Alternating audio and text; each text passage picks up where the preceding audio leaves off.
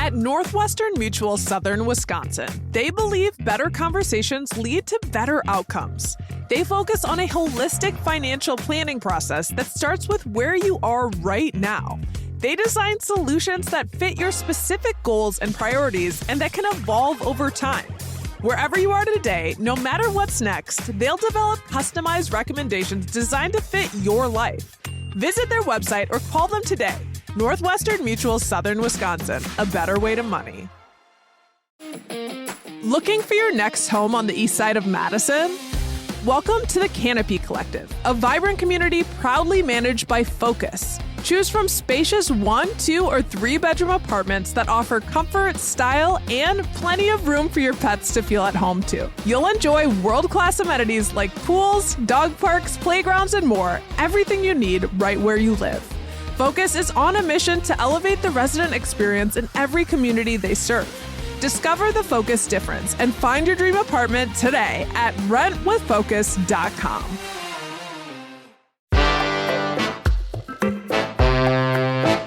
Today on CityCast Madison. Welcome to the Friday News Roundup. We've got notable groundbreakings around town. Nurses at Meriter Hospital are planning a 5-day strike, dependent on negotiations. A Madison judge throws her hat in the ring for the state Supreme Court. And Memorial Day weekend is here, y'all. It's Friday, May 23rd. I'm Bianca Martin, and here's what Madison's talking about.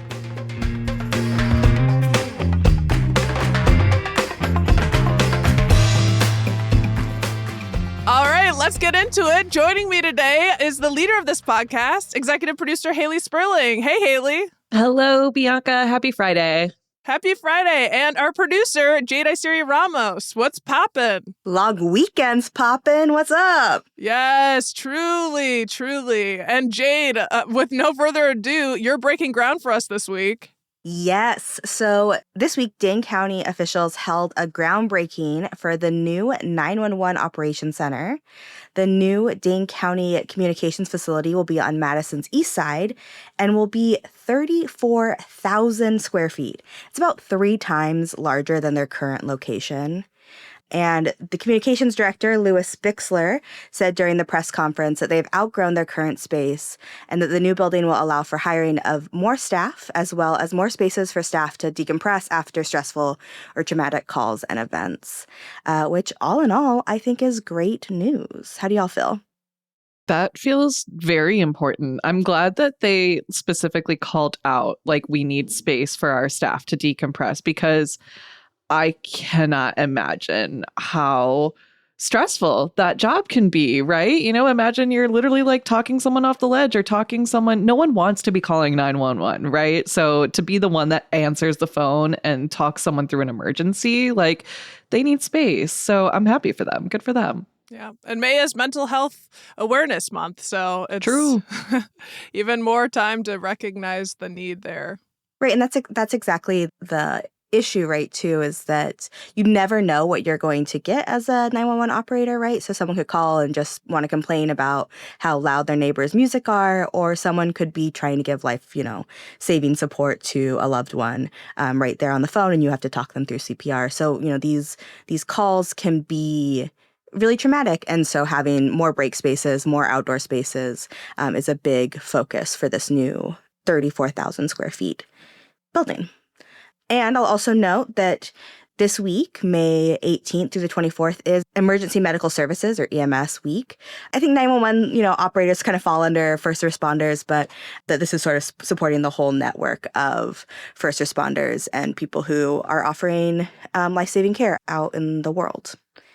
The new building is expected to finish next summer and has been in the works since at least 2021, when talks about what a new building look like, what is needed in the space, what other cities have learned from their new buildings. And in the final budget from former Dane County Executive Joe Parisi, he included more than $36 million for this new building. So breaking ground on new buildings. We also had another groundbreaking in Madison earlier this month.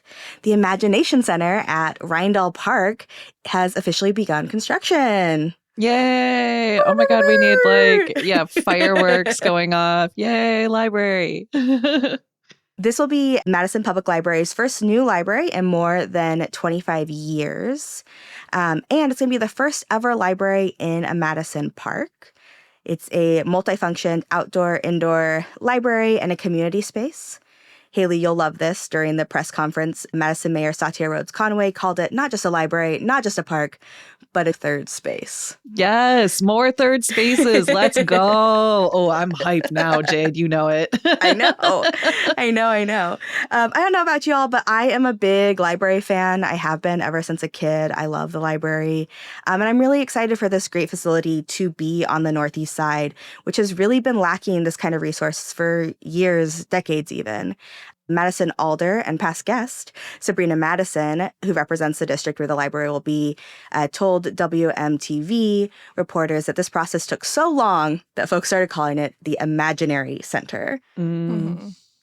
Yeah, that was a serious thing for constituents to think that this is coming. Like, it's been decades, actually, discussing the need for this space. And it was really scary just in the past year, whether or not there's going to be funding. Obviously, we got the money for the city when folks voted on the referendum, but it was a moment there where this was on the line. So it's really heartening to hear this.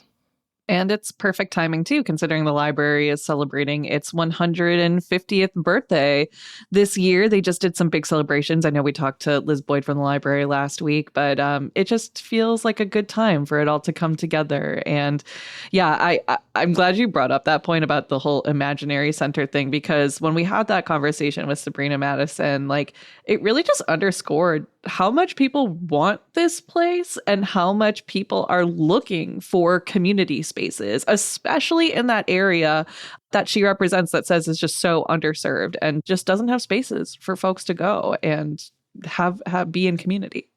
And also just have social services meetings. Yes. There's some really practical, community is practical, but also where are we going to have a meeting with your legislator, or where are people going to come if you need to go to that side of the city? There's just not a space. So yeah, this is just a huge step for equity. Right. And it's libraries are more than books, right? So this is offering computer access to folks in that area. This is offering IT support, a place to print. This is offering a lot of services to a community for sure. And in, nothing's bigger than the other thing, but fostering a love for libraries and kids, I think is, a big plus to the opening of this new library. Haley, you mentioned Liz Boyd. She did say last week that, Madison Public Library has the history of showing up for the people and people showing up for the library. And I think this embodies that legacy perfectly. I love it. And I'll also note before we move on that there are still celebrations happening on Saturday, May 31st at some libraries. So check that out if you're interested in celebrating the library's 150th year. Well, there's more than groundbreaking shaking the earth in this town. Nurses on the near south side are calling to strike. So let's move on to that news. But first, let's take a quick break.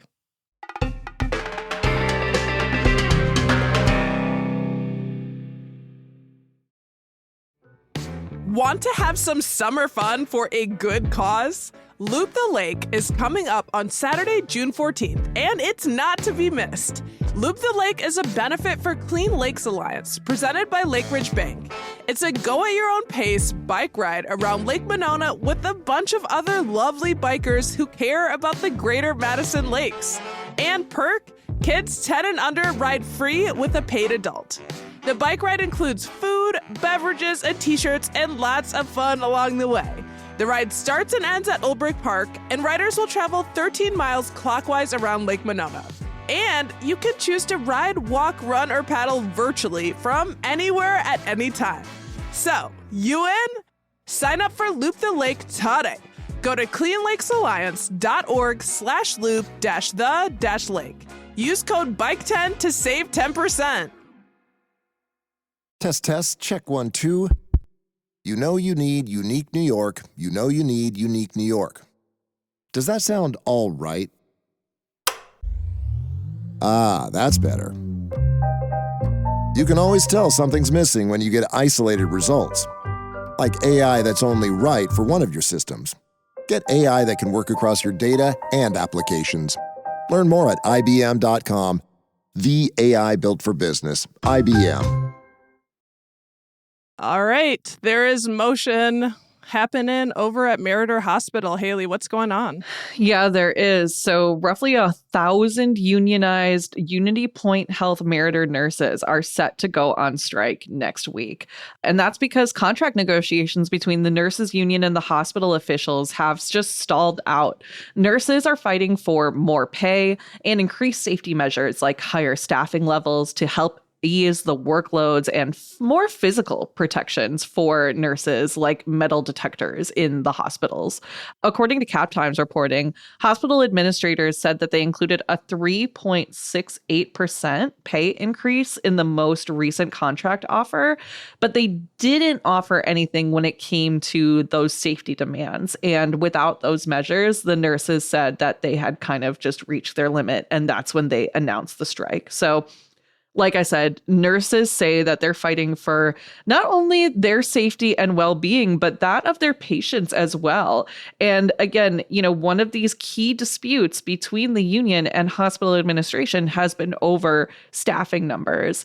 Again, according to the Cap Times, nurses say they're arguing for smaller and, more consistent nurse-to-patient ratios, which would help ensure that adequate attention is paid to all of their patients, which seems pretty reasonable to me. These requests are coming at a time, too, when violence towards healthcare workers is on the rise nationally. It's pretty scary stuff.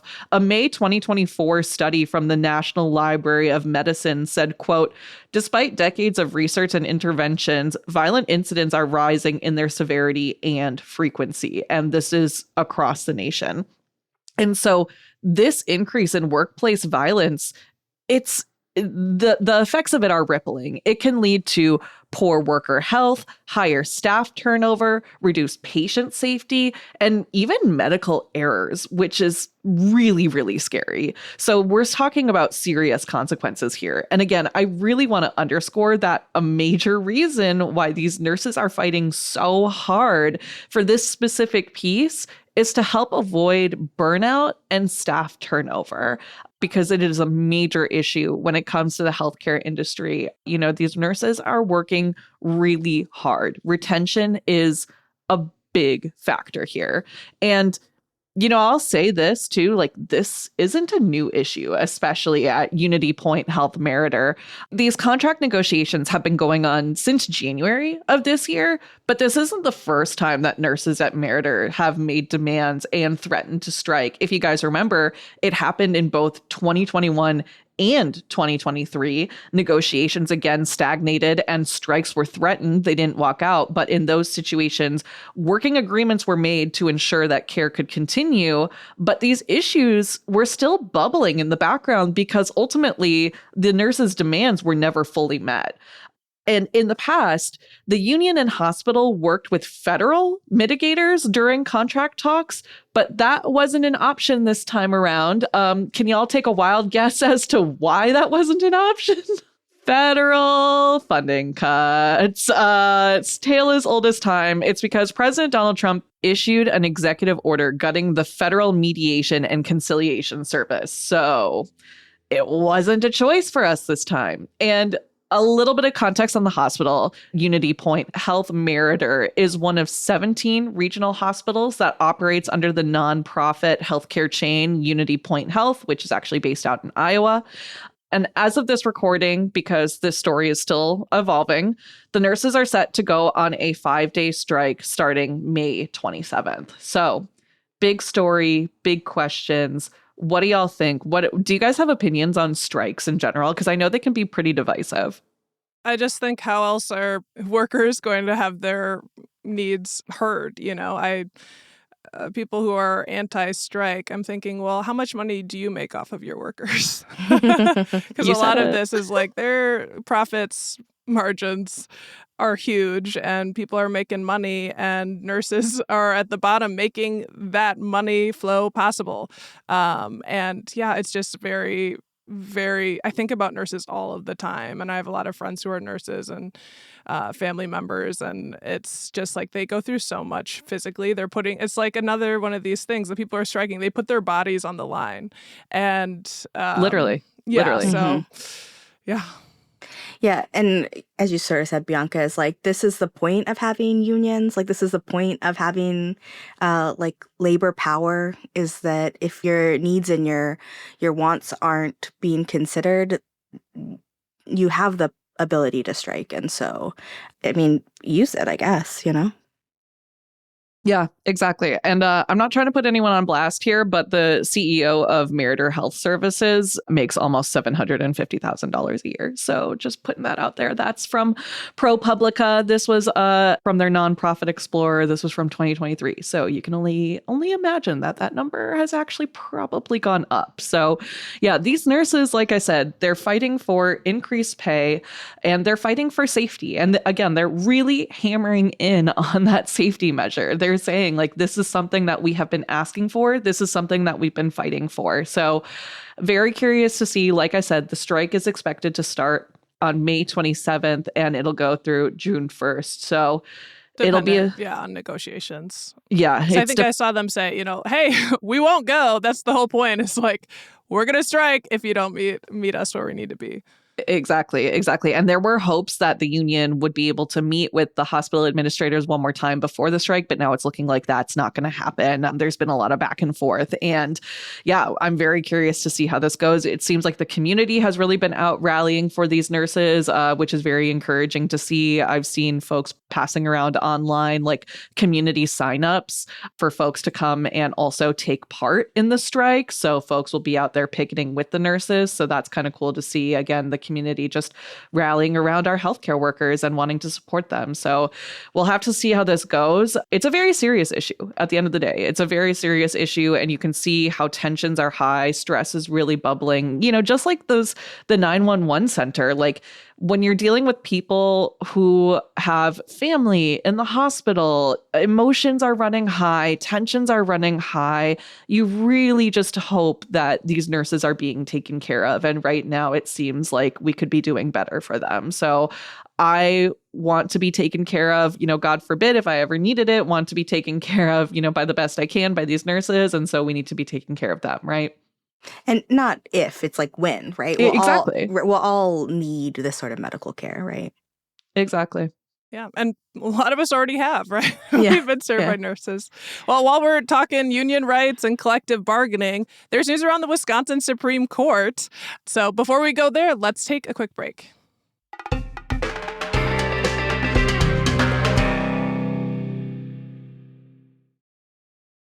Are you still quoting 30-year-old movies? Have you said cool beans in the past 90 days? Do you think Discover isn't widely accepted? If this sounds like you're stuck in the past. Discover is accepted at 99% of places that take credit cards nationwide. And every time you make a purchase with your card, you automatically earn cash back.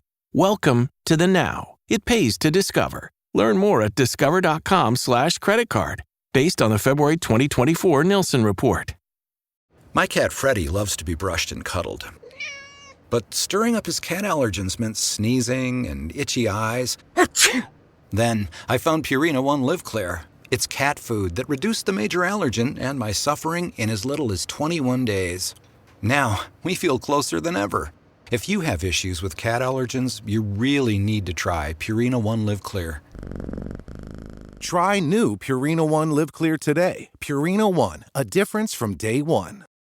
We're back. Court is in session. No, but for real, what is back is election news for our Wisconsin Supreme Court. Didn't take too long for that to return, did it, y'all? Oh my God. When this announcement came out, I was like, what day is it? What year is it? Did we not just do this? But go off. You've got the story. Yeah. So the news this week, local judge Chris Taylor, who presides over the District 4 Court of Appeals in Madison, has formally challenged incumbent state Supreme Court Justice Rebecca Bradley. So you may know that name, Judge Chris Taylor, because she's a well-known former legislator that represented parts of Madison. So her name is definitely around and also has been floated already in the past for a possible candidate for the state Supreme Court. So To remind us, to refresh us, in less than a year, next April 2026, Justice Bradley's court seat is up. Bradley's been on the court since 2015, and she announced last month that she would seek another 10-year term. And now Judge Taylor is the first to enter the race to challenge her. So some background on Judge Taylor. She's a really strong political candidate. She's been working in law for, 30 years as an attorney, former legislator, and judge. Back in June 2020, Governor Tony Evers appointed her to be a judge in the Dane County Circuit Court. And back then, she replaced Jill Karofsky, who was elected to the state Supreme Court the month before. So it's one of those things. It almost seems like a legacy. And definitely Judge Taylor's been adjacent to the court at the very least, swirling around it, whether she wanted to be or not. But now it's clear she does want to be on the court. So what do you make of this news, y'all? Like, I feel like we've been wondering, when is she going to run? Whether if. Yeah, it was never really an if, it was a when. I remember her name was being floated around for this past election, right? But she stayed quiet. And it seems like now Dane County is really getting some big representation on the Supreme Court. There's, of course, always still time for a challenger to come in and say that I also want to run too. We're, like I said, in the year until our next election. Like, there's still a chance for a primary to happen here. But, I'm excited. Yeah, Chris Taylor, like she's a Madison force. She's a known entity. She's been around for a while. She's been doing the work for a long time. So, yeah, I think, like you said, it was really only a matter of time before we saw this news. And we didn't have to wait that long, right? Yeah, Chris Taylor, I think, is certainly someone who, for years and years, everyone's just been waiting to see all the steps that she'll continue to take. I'm curious to see if anyone does jump in the race to challenge her, because I think that I wouldn't want to. I think, she's got a name, and she's a force to reckon with. So we'll see. Yep, she's fierce. Yeah, I remember back for the Supreme Court race when Janet Protasiewicz and Everett Mitchell were vying. Chris Taylor's name's coming up. Her name's probably always coming up because she's in the Democratic establishment, or at least was. Now she's a judge, so she's not. I'll be clear on that.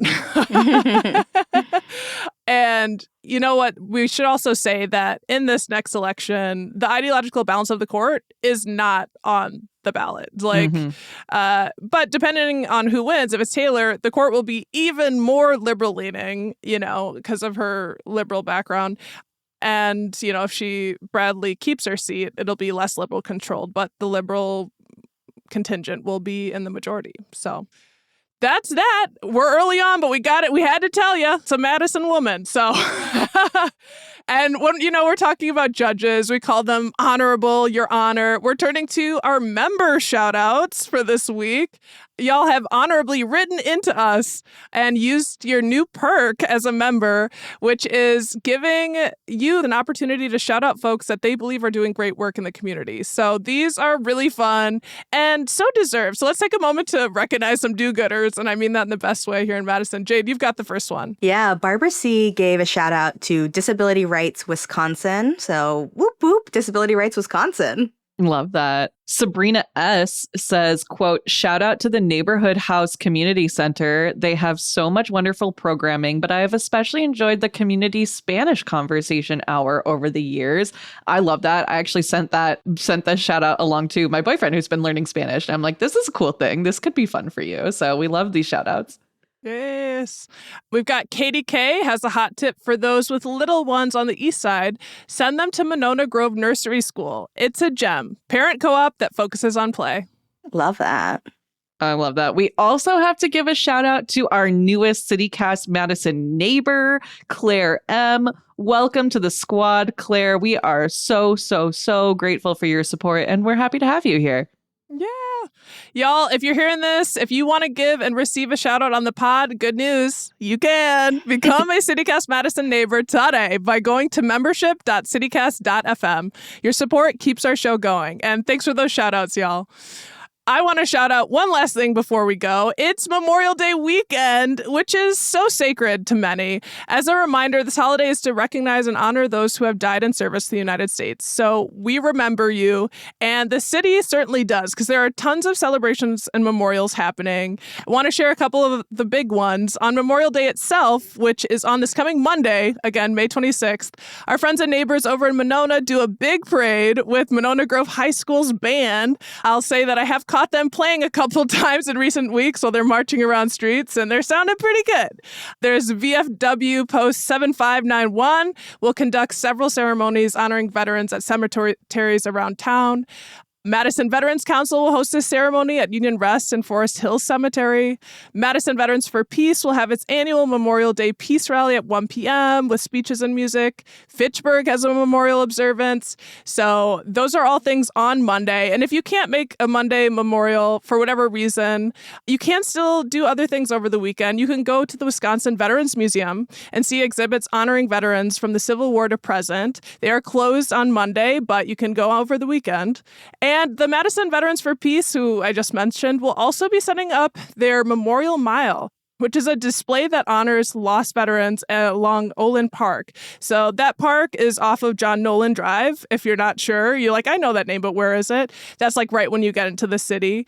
And you can see that starting this Saturday, May 24th through the 31st. So if you want more specific details on the events that I just mentioned, our wonderful newsletter editor, Rob Thomas, did a full write-up in the Madison Minutes newsletter on ways to celebrate and honor our veterans and also more activities just to get into this weekend. So definitely go to our website, madison.citycast.fm/newsletter to find that. Or hey, if you're subscribed, search your inbox for that email because it's also there.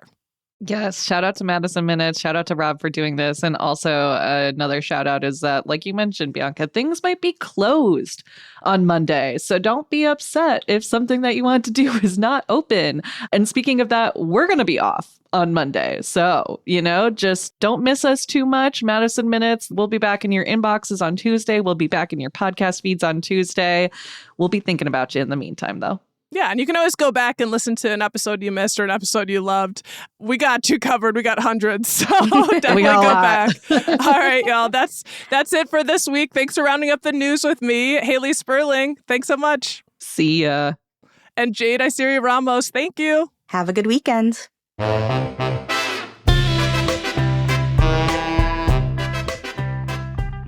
That's all for today here on CityCast Madison. I'm Bianca Martin, your host. We're produced by Jade Isiri Ramos. Haley Sperling is our executive producer.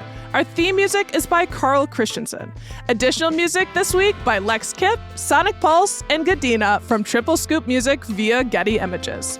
Rob Thomas is our newsletter editor. Don't forget, you can always get more news delivered right to your inbox by subscribing to Madison Minutes. And if you enjoyed today's show, why not share this podcast with someone who loves some action? Because, y'all, there's a lot of action happening in Madison. All right, see you back here Tuesday morning with more news from around the city. Until then, have a great Memorial Day weekend.